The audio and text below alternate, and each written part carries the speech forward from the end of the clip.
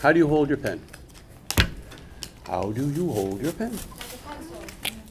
Like a pencil? Good luck. Good luck. I take two of them and I hold them like chopsticks. Is there a sense of humor we can distribute through this classroom? We need it here. We don't have it. Okay, let's see how you hold your pen. Like this. Ready? Yes, no, it's terrible. Okay, what about you? Let's see how you hold your pen. Come on. That's how you hold it? That's how you ink? Show me. Yeah. Hold it as if you're going to ink. It's okay. It doesn't matter. How do you write? That's how you hold your pen. Okay, that's how you hold your pen to write. And how do you hold your pen to write? Like that. Now, you notice that you put your pen on your knuckle. See that? Put it on your knuckle like that. Right? Knuckle is hard. Probably noticed that. It's a bone. Okay? You don't want to do that because it's insensitive, so you can't do anything. So you can't, for example, do this. Because you're holding your pencil or your pen on your knuckle. Because that's a bone. So when you hold it on a bone, you have no freedom to move it. So what you want to do is you want to hold it on the pads of your fingers. Those three pads. 1, 2, 3. Now, when you hold it on the pads of your fingers, this can happen. While you're inking, you can turn your pen. So you can make a circle or part of a circle by going like that and going like that. If you hold it on your knuckle, you can't turn at all. It's stiff like that. The reason that we Americans don't hold our pens right is because we don't write correctly. Asians, okay, Japanese, of the last generation, not so much this generation, from the time they're 2 years old, hold the brush like this, and they letter like this, and they rotate their hand, and they control their hand by the pads of their fingers. You've seen films of brush painting, lettering, okay, and they usually hold it like this. We go like this, and we hold it at a slant. We really should be holding it like this and going straight down, or very close to straight down, and holding it on the pads of our fingers. That way we have the greatest amount of freedom. Here's another thing that we do. We draw from our wrists. You see, notice your hand is right on your table? Really shouldn't be. Should be above the table. If you can, hold it above the table. Why? Because you don't draw from your wrist. You do draw a little bit from your fingers. You don't draw from your elbow. You draw from your shoulder. Why do you draw from your shoulder? Because your shoulder is the biggest massive muscle that you have in your upper body to draw. So I'll show you. Right? Watch. See this? Watch my shoulder. Watch my shoulder up here. Up there. See that? It's all happening in my shoulder. So I can draw a long line, draw a line like this, with my shoulder. My elbow is doing nothing. My wrist is doing nothing. My fingers are doing something, but my shoulder is doing the work. That's why I never get tired. That's why somebody who does brush work or pen work doesn't get tired, because they're working from their shoulder, and that's where all the muscles are. Not here, and not here. Even though those are muscles there, so you can ink this way. I'll show you another thing. Watch this. See that? You could practically put a ruler on that, get a straight line. It's not quite a straight line because I haven't practiced.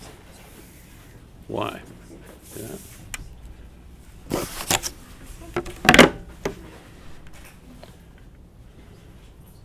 Pretty close?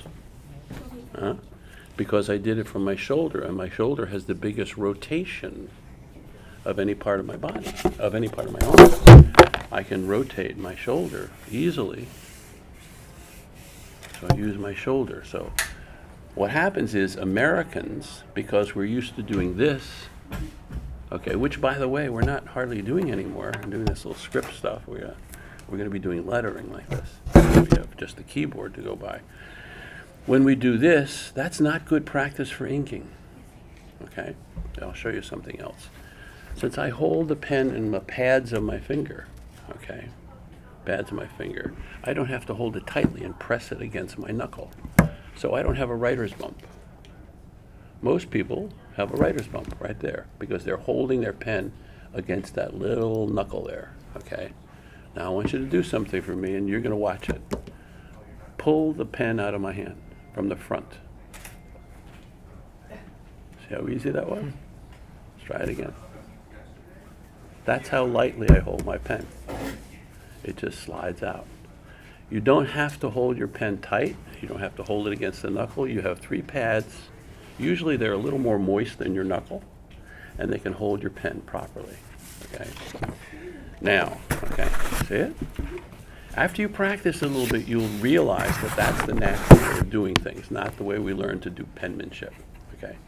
There's another thing that we need to understand. By working from our shoulder, okay?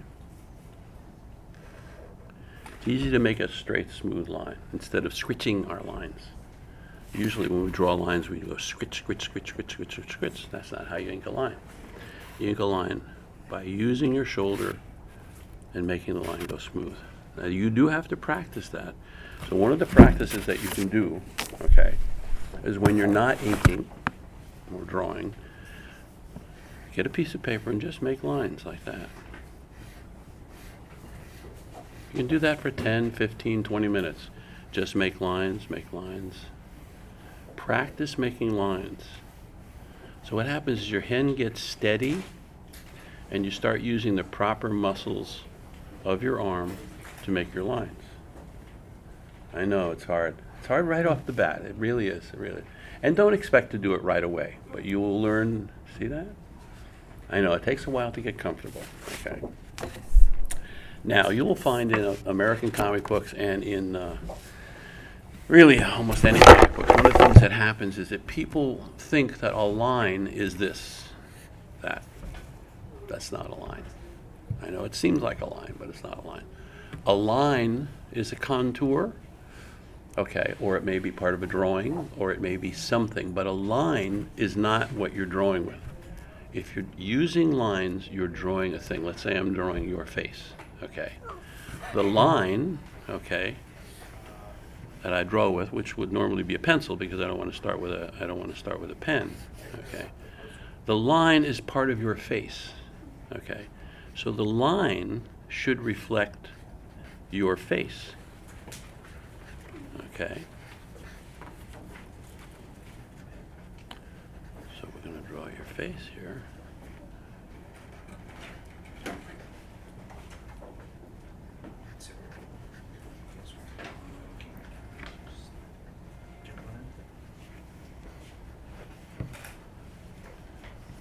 So the line is not really a line, it's part of your face.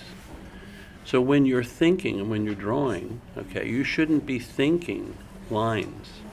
You should be thinking flesh, wood, metal, plastic, whatever it is that you're drawing, hair, okay? You should be thinking those things.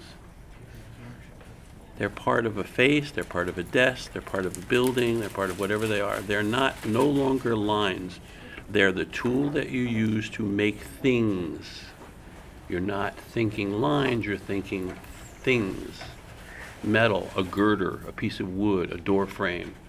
So that when you draw these things, you're not drawing lines. You want in your head, it's almost like, I'm not trying to tell you something metaphysical. It's not mysterious. But if you think wood, you draw wood. If you think metal, you draw metal. If you think a chair, you draw a chair. It comes out looking more like a chair. And that's what you wanted to do. You don't want to draw lines. You want to draw a chair or a person, okay? So by using the tools to create the thing that you're drawing, okay, then you're drawing a person, okay? That's what you want to do. You don't, and here's another thing. Very often in comic books, you'll see a person's style, and you'll see lines that look like this. Look something like that. Starts sharp at one end and thicker at the other. A lot of Jim Lee's inkers ink like that, so you see a lot of those lines. And so they ink everything with that line. So the metal they ink with that line, the wood they ink with that line, the trees they ink with that line, the flesh they ink with that line. Pretty soon, It's just a series of those lines, but there are many different lines. There's, for example, a line that starts thick and gets thin. A line that starts thin, gets thick, and gets thin again. A line that stays thick all the way through, a line that stays thin all the way through. It's a different kind, each one of these are different kinds of lines. Now, if you see somebody who is inking with one kind of line, imagine how much they're stopping themselves from having freedom by not doing all these other kinds of lines. They're only doing that kind of line for everything and skipping this one, this one, this one, and this one. And they're skipping flow lines like that. There's so many things they're missing.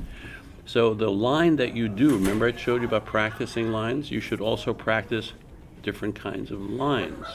A line that starts thin and gets thick. A line that starts thick and gets thin. A line that starts thick and gets thin. Thick and gets thin. A line that starts thin and gets thick and gets thin again. Thin, thick, thin, thin. So you practice those kinds of lines. It doesn't seem as though practicing lines mean anything, but you're just going to have a bunch of lines on paper. It means everything, because you are finding out your freedom to make the kind of lines that you want to make to do the interpretation of, let's say, the grain on a piece of wood. Let's say you have a piece of wood, okay, and you know the piece of wood looks like that, but you know it has a little thicker crack over here because it's a little older wood, okay, and there's a little nut here. Maybe it's pine, has a little nut, and then you have this,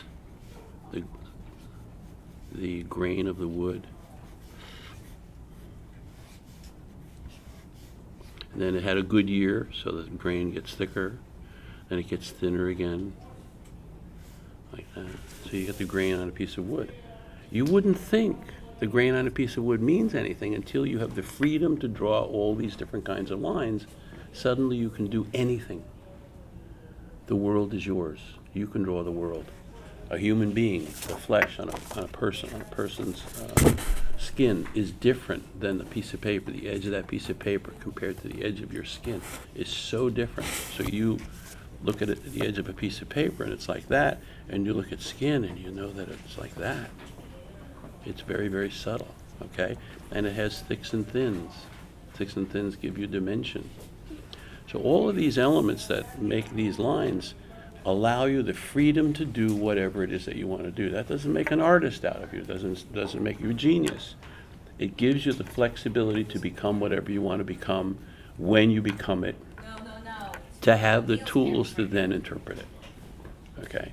So you can practice on these pages. By the way, these pages are a book that I did, Batman Odyssey. You can practice on these pages anytime. You can take them home and do them.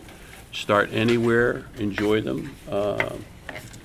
These pages are used sort of very often as a part of a contest, but what you do is, and if you guys know each other, you can do a head, and then, like, say each one of you do a head, and then you compare to the other people. Did I do more, does it look more flesh when I do it, or he does it?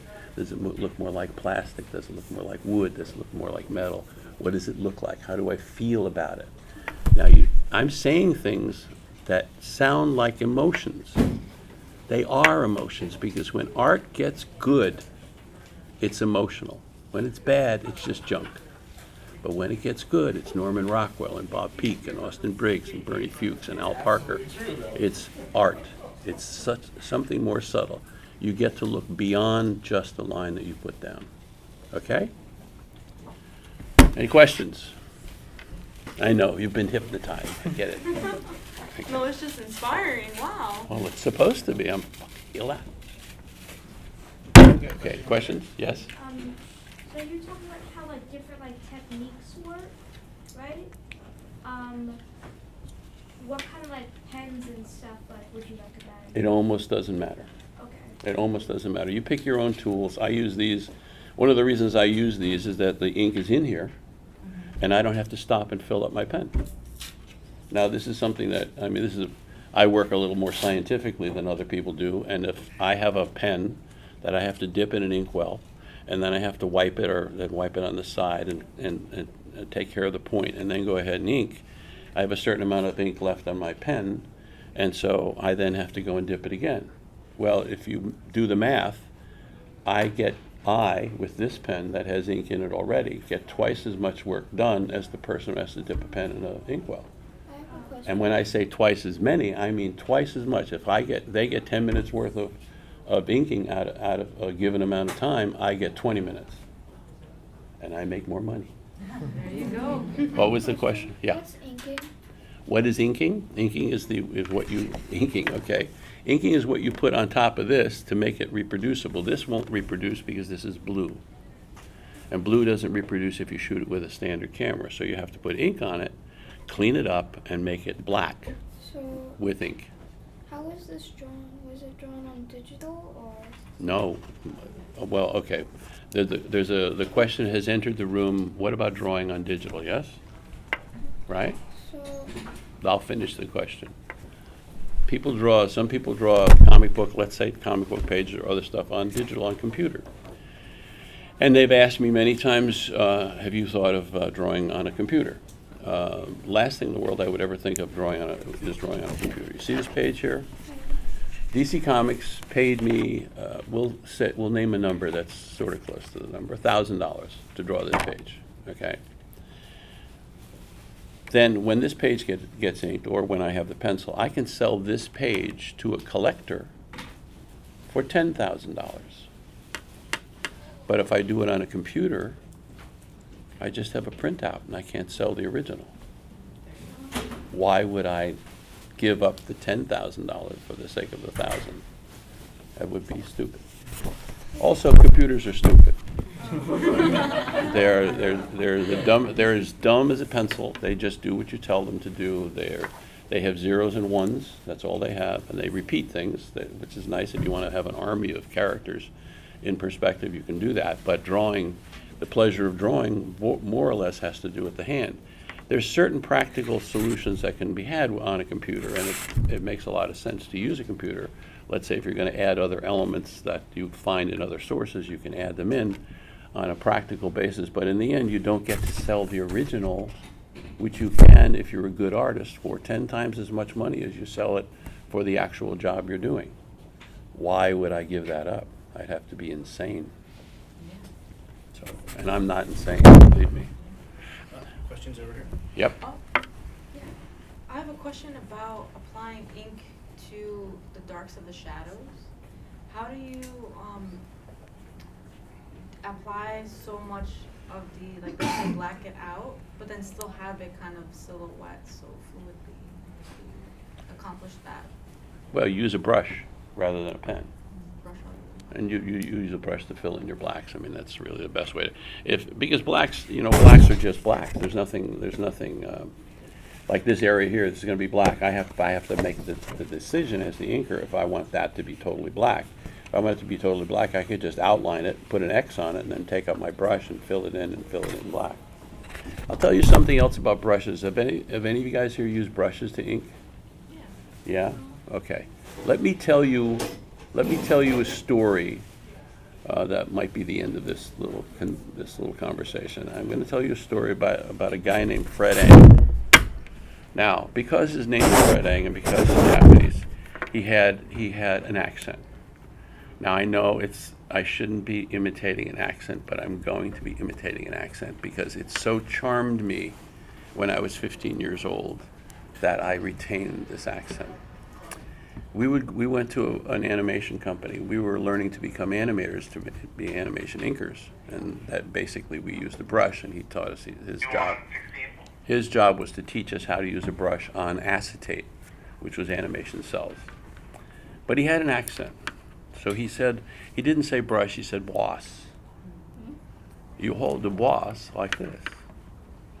And so we, being 15 years old, we sort of made fun of him a little bit because he said the word funny. And he said, you hold the boss like this. And we didn't really understand him that much because he showed it the way I showed it to you with the tips of his fingers. And he says, you have to understand, you Americans are gorillas. And we look at each other, we go, what? You are gorilla. We say, what does he mean by that? You are a gorilla. You hold the boss on your knuckle like a gorilla. You don't hold it on the tips of your fingers like this. And I thought, yeah, we are. We're gorillas. We're like that. You hold your boss very, very badly. Very badly. First, you have to understand, this boss is an inkwell and a boss. I said, what? He said, now, I'm going to show you what it means here. This is what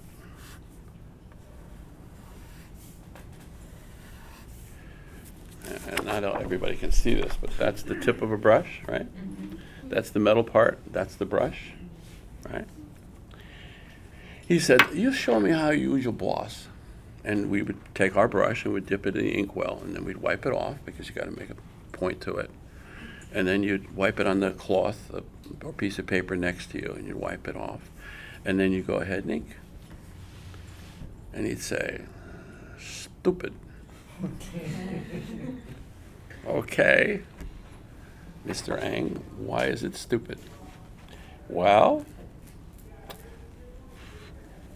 this is your inkwell. This is your boss. You'll take your boss and put it in the inkwell, and then you wipe all the ink back into the inkwell. Why do you do that? Because we're stupid? No, because you're a gorilla. He said, you take your ink, you fill your boss with ink, then you wipe it and all the ink go back in the inkwell, and then you put a point. That's not how you do it. This is your inkwell. You take your boss and you put it in the ink, and then you wipe the tip and leave the ink in the boss. Duh. Okay, Mr. Ang, we are your slaves. We became Mr. Ang's slaves. He taught us so much about inking. First of all, he taught us culturally, we are gorillas. Americans are kind of gorillas. Japanese know how to handle a brush. So he taught us how to use a brush as if we were in second grade. And we learned so much. We learned how to, what I taught you today, how to hold it in the pads of your fingers, how you can rotate your brush by the pads of your fingers, how you can gently pull it out of your fingers, how to keep as much ink in the brush as possible so that you can do it. And pretty soon Mr. Yang became God, even though he had that funny accent. We loved Mr. Yang. Anyway, there's a lot to learn. There's a lot to learn from Japanese brush inking. There's a lot to learn in general by studying the brush inking. No matter where you go and what you do with your art, whether you do fashion design or anything else, you're going to learn a lot by learning to hold your brush properly or your pen properly, use it properly, hold it properly, and do the rest. So if anybody has any last questions, yes? You said you were learning how to animate originally. What made you choose illustration over animation? First of all, we don't do animation by inking on cells anymore. We do it on computer. I did as much animation as I needed to do, as I wanted to do. There's a school in California that teaches animation. I think it's CalArts. Is it CalArts? They focus on animation because they are basically sponsored by Disney. And so you learn to do animation. I was not interested in learning to draw like Disney animators. I was really interested in comic books because, first of all, I couldn't afford to go to college. I could only afford to go to high school. So I picked this one. And when I left here, I was professional because I decided to be professional. So when I walked out the door, I could get a job doing art instead of a real job and work for a living. So since then, I have never worked for a living except for maybe 1/2 a day on a real job. Otherwise, I've been drawing all my life. I couldn't afford to go to CalArts. I don't think I would have gone anyway. I mean, I liked it. I started my career when I was 18, actually just 17 going into 18. And I started by drawing Archie comics. Of course, course, you know how to write jokes, right? Sure I do. They're in the back of Scholastic magazine. Any more questions? No? No? Okay. Does this take more work than what it would be considered by other people an actual job? If you consider it work, it takes more work. If you consider it joy, it doesn't take any work at all. I mean, an artist will work 15 hours a day, but he's not really working, is he? You can go to a regular job and work 8 hours and feel like you're working on a job and that you're really working. I'll work 15 hours a day, and every day will be every hour will be a joy, because I would fight to be able to do that. You'd have to blockade my desk for me not to get there and be able to draw, because it's a privilege. Anybody else? Yes. Yeah, you seem to talk a lot about the stamina that you have when you draw. Do you feel when it's time for you to take a break, and how? Yeah, do you fall feel asleep. that- You fall asleep. You fall asleep and your pen goes like that. Yeah. But But no, you don't tighten up at all when you start to do. no, because I was trained properly. I mean, what I've taught you today, if you absorb it, okay, your hand will never get tense and never be tired. I'm well into my 70s, and my hand never gets tired. Wow. Never gets tired. And there's no reason for it to get tired, because I don't hold anything improperly. I don't tense up on anything. There's nothing physical really that you need to do with art. If you're doing something physical, you're probably doing it wrong. You don't have to. You shouldn't get sore muscles or, elbow joints and that kind of stuff. It's like being a dancer, you're always moving around. And you can do hand exercises. They're around, but I do hand exercises just to loosen up my hand all the time, because I love it. It just feels good. And then I can apply it to this. And you can get, it's amazing how the delicacy that you have with this instrument. God has given you the greatest possible instrument you could ever have to do artwork, and that's this delicate thing. Feel my fingertips. Like a woman's fingertips, don't they? Don't they? Here, feel my fingertips. Feel a fingertip. Grab my fingertip. Nothing's going to happen. See how soft it is? I don't go out and chop lumber. I don't do actual work. I just draw. Anybody else? What? Can I feel your fingertips? Yeah, sure. Oh my god. Right? Like a woman's fingertips, aren't they? Mm-hmm. Yeah. Yes. So you were saying about holding your pen up to your ears, right? So do you write like that too? Yes. Sure. And you should. Well, remember, you're caught in a cultural trap. You're in America. You're working like an American. Everything that you do is like an American. So you don't get the opportunity to do other cultural things. It is a good idea to visit other cultures and see what they do. Especially a culture like Japan that does all their lettering is brush lettering. It's all brush strokes. And they don't do it flat like this. They do it like this. So it's all like this. So they do it like that. So they learn that kind of control, which as an American you never learn it unless you learn it by studying Japanese lettering or going to Japan and learning it. I learned it from a Japanese inker, and he knew so much more than we knew. It was humiliating. Believe me, he could make we had little characters called Bert and Harry Peel, and they were done with all brush lines, and they had black dots for their eyes. And he would, and they had, in order to ink them, we assumed that you would draw a circle with your pen, or your brush, draw a circle, and then fill in the black. Okay. And they were, about that big, about yay big. You make a circle and you fill it in. So he'd say, "Go ahead and make Bert Peel's eyeballs." So we'd make circles and then we'd fill in the circles. He said, "That's not how to do it." And he would take his brush and he would dip it in the inkwell, brush the tip off, and he would take the brush and go to the middle of that black dot and he hit the acetate. And remember, acetate actually allows ink to flow just a little bit. He'd hit the acetate and make a bubble. And the bubble would spread to the edge of the drawing on the paper underneath of that eyeball, and as soon as it hit the edge, it would stop like that. And then he would go to the other eye and do the same thing on the other eye. The bubble would spread by itself and then stop exactly where he wanted it to stop. Wow. That's magic. That's magic. I'm telling you, you learned a lot from that man. Learned a lot, and we could do it in the end. After a couple of weeks, I could do it. I could stop that damn bubble. That was great. I could make a 360-degree circle double, 600 degrees. Like, I'll show you. This is something you can't do. Okay.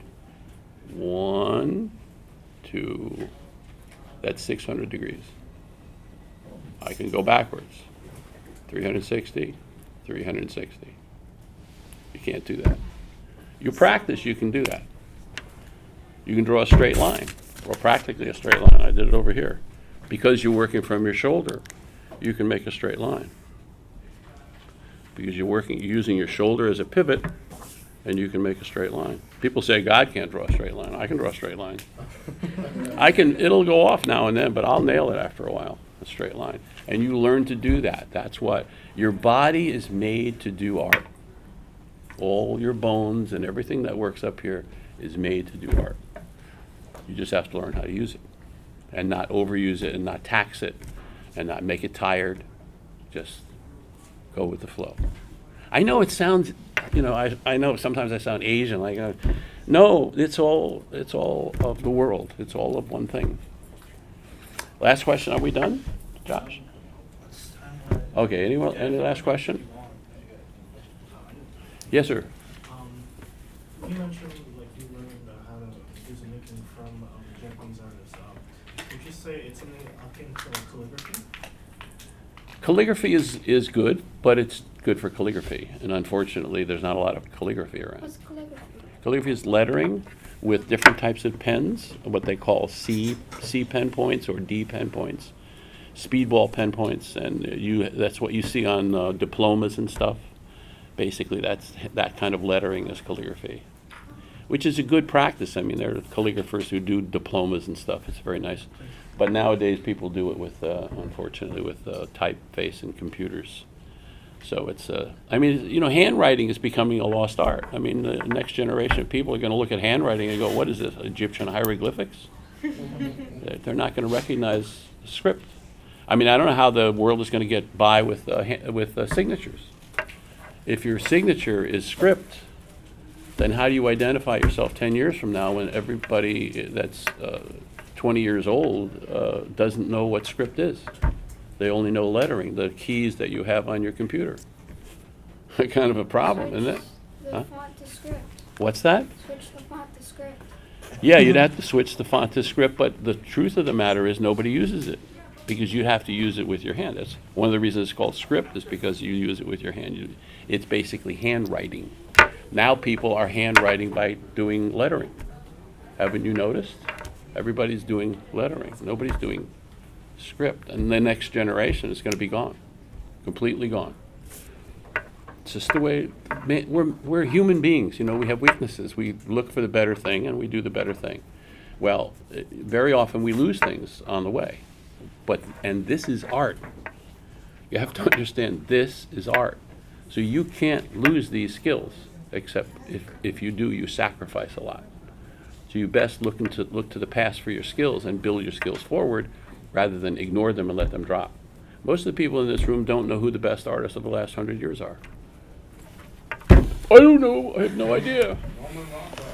Yeah, that's one. So is Bob Peake. So is Drew Struzan. So is Austin Briggs, Bernie Fuchs, Al Parker, Alphonse Mucha. All of these people are people we should be studying, and we should be learning from them, because the best artists do, and they learn from them. That's how you get Adam Hughes, and that's how you get other artists that are excellent beyond being excellent. And they get to be the best guys because they study the past. By not studying the past, you don't learn. Yes? I have a question. There's kind of like, or observation, it's kind of like a stigma when you're kind of an artist where it's hard to, like, they don't want you to copy. They think you're going to copy it if you look at the past, if you can look at, like, reference. Yeah, but there's lots of ways.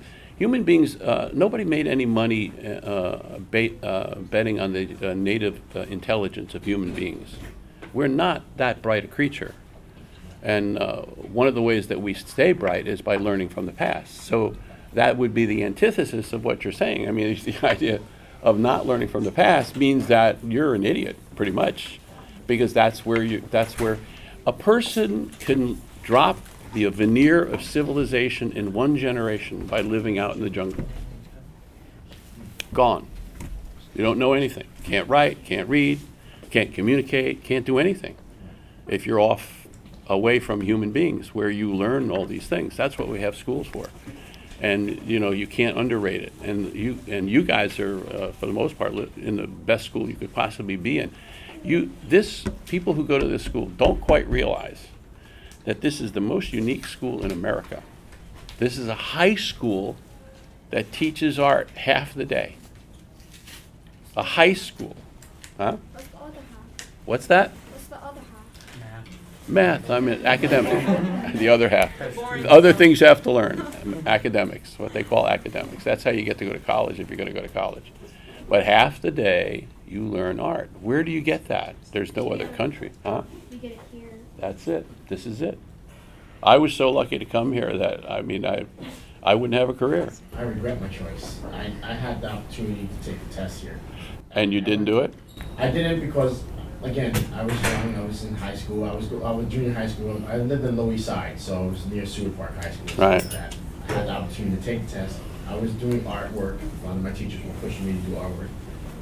My regret was, I wanted to be with my friends at that time because I was young. Yeah. And when I look back, 'cause I eventually went to SVA, but when I look back, I look at this school, and now that I got a chance to do things here with the kids and stuff Yeah. like that, with events like this is the best opportunity because you're getting someone like Neal to actually.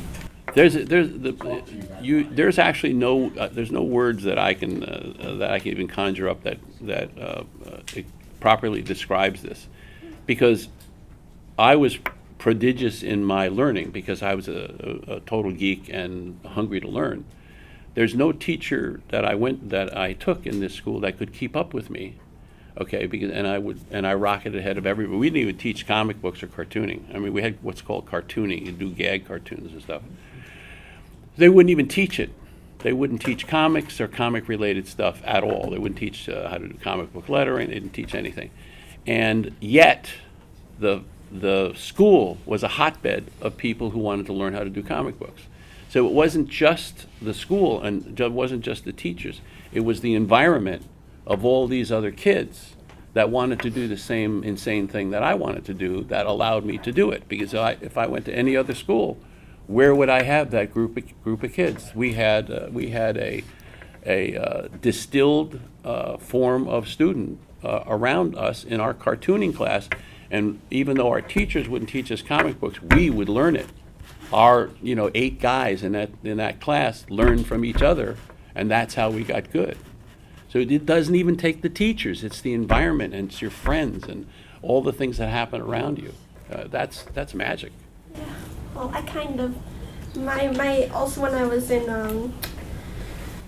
middle school, they also pushed me to do art. But since I was an Asian kid, I went to a math school.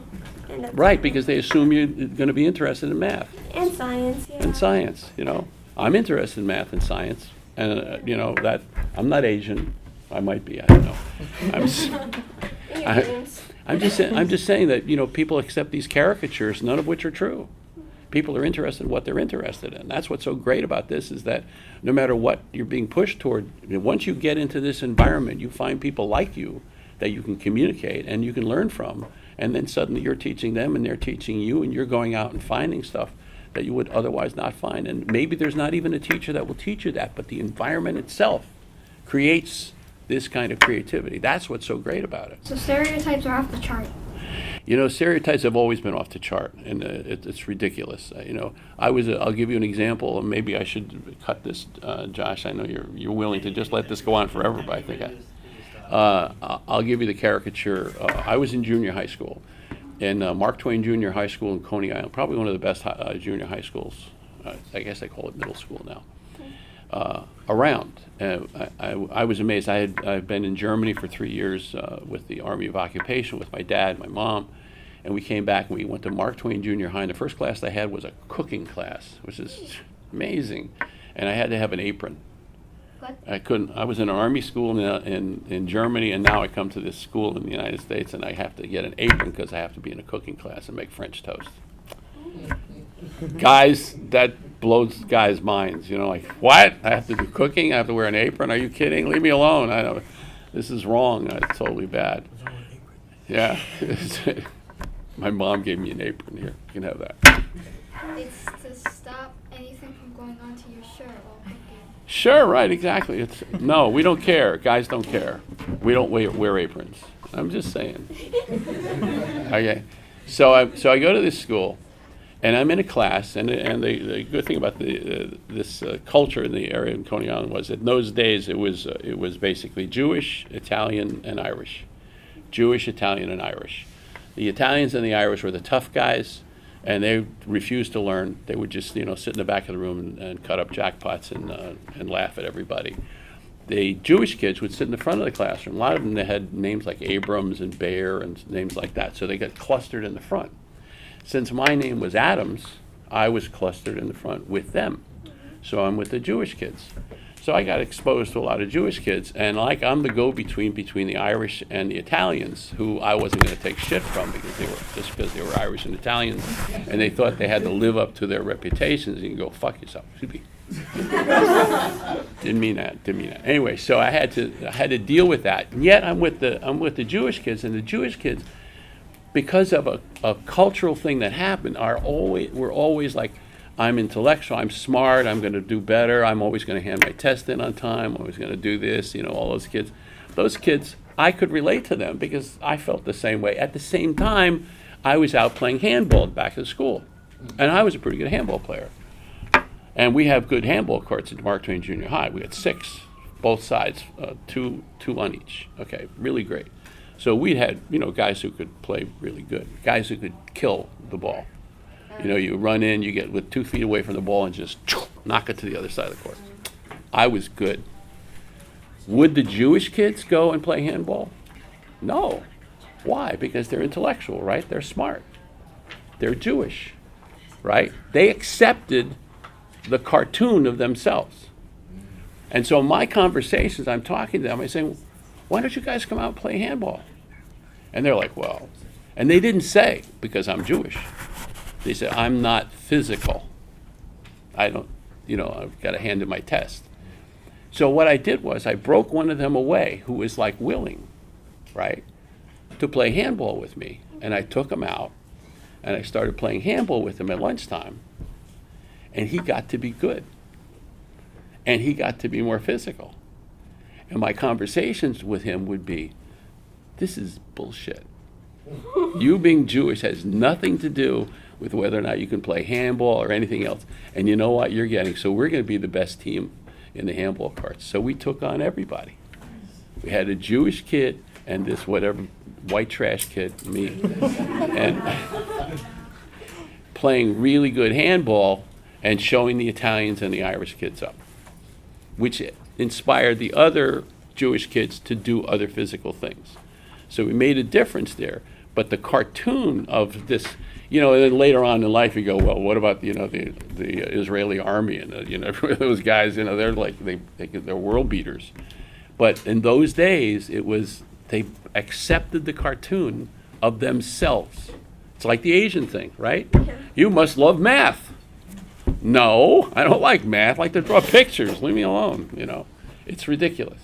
All that stuff is bullshit. It's all bullshit. A yard wide, it is. Anyway, so we good? Yeah. Okay, guys, thank you so much. And you guys obviously have these blue lines to go ahead and ink. I bid you a fondue and go back and enjoy the rest of the convention. Wait, I can actually keep this? Yeah, that's for you. Thank you. Josh made them for you. Wait, can I have you sign it, or do I have to pay? I'll sign it. Jesus. All right.